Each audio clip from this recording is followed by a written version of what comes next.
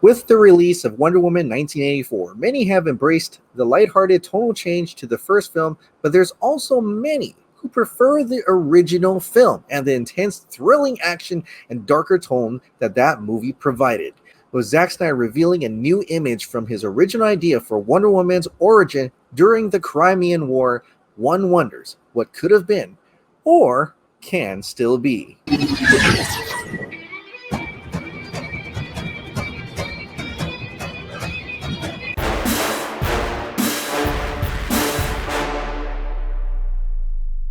Back in 2017, Wonder Woman, directed by Patty Jenkins, received largely positive reviews, with praise for its direction, acting, visuals, action sequences, and musical score.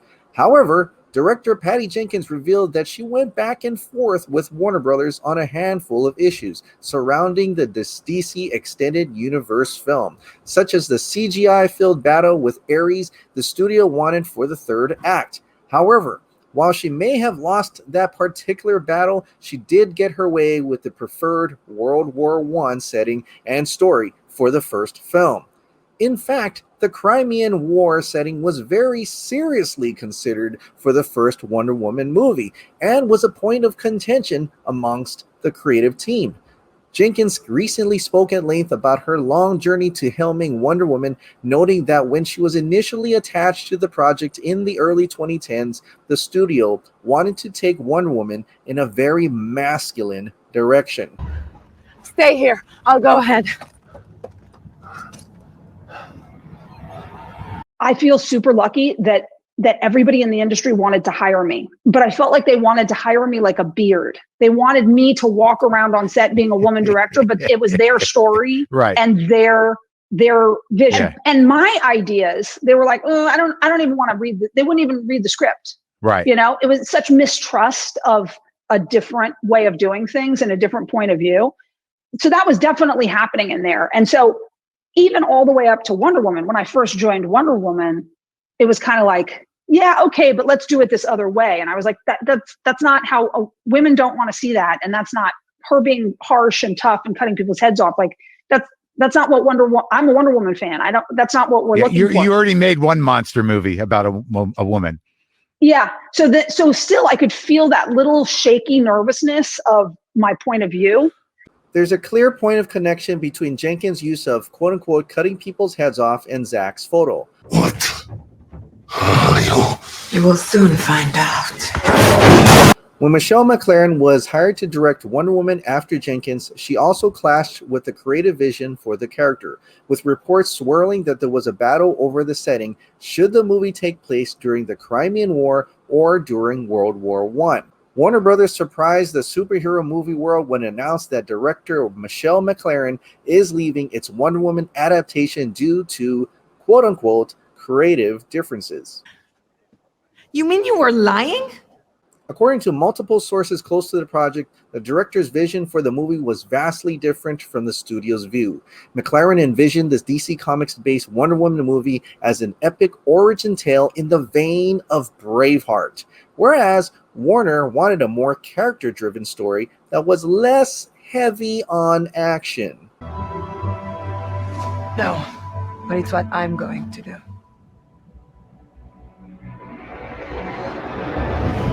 At which point, Warner Brothers reapproached Patty Jenkins and finally agreed to let her make Wonder Woman her way. And there was a moment they wanted to do a story that I wasn't the right person for. And so I said, no, it can't be me. And they hired somebody else for a little bit. And then I told them what film I wanted to make. In terms of Wonder Woman. I said, this is not the story I think you should tell with Wonder Woman. Yeah. And I didn't want to be the one to get, in a fight for years about it. And so they said, no, we want to do it our way. So they tried to go do it their way. And then they came back to me a year later and said, actually, do you want to do it your way? And boom, I just went and made the movie. With the success of the first Wonder Woman, Patty Jenkins earned her chance with complete creative control to do the sequel, Wonder Woman 1984. However, unlike the first film, Wonder Woman 1984 reception was divisive, lukewarm, and mixed. Many fans and critics criticized Patty Jenkins' choice in setting, tone, story, and more. Life is good, but it can be better. Fans of Gal Gadot's first appearance as Wonder Woman in Batman v Superman: Dawn of Justice long to see more of that strong warrior interpretation with the high-octane action that somehow only Zack Snyder's crew was able to pull off. I've killed things from other worlds before. She with you? I thought she was with you. I was super surprised how emotional I felt about this moment because I knew that she was going to be a role model to all these young girls and women of all ages. So it came to no surprise that fans quickly jumped to wanting to see more of Zack Snyder's version of Wonder Woman in the upcoming Zack Snyder's Justice League. Shall we? Perhaps with the possible success of the upcoming Zack Snyder's Justice League, there are many ways that we could see Zack Snyder taking on more DC projects in the future. Fans, such as myself, hope to see him tackle sequels and spin-offs and maybe even alternate Elseworld tales. On social media, Zack Snyder revealed his version of Wonder Woman's origin, Wonder Woman 1854. This amazing image shot by Stephen Berkman of an Elseworld, war-weary Diana who had chased Ares across the battlefields of the world and had yet to meet Steve, who would help her restore her faith in mankind and love itself. The film would have had Wonder Woman take part in the Crimean War, seemingly allying herself with 6 other warriors from all different cultures, in an possibly early take on their own little Justice League. I don't care how many demons he's fought and how many hells. He's never fought us. Not us united. The Crimean War was fought in the Crimean Peninsula by an alliance of Britain, France, Turkey, and Sardinia against Russia. It broke out in October 1853 and ended in February of 1856. In the caption of his Twitter post, Snyder explained that the photo was a placeholder for Batman v Superman.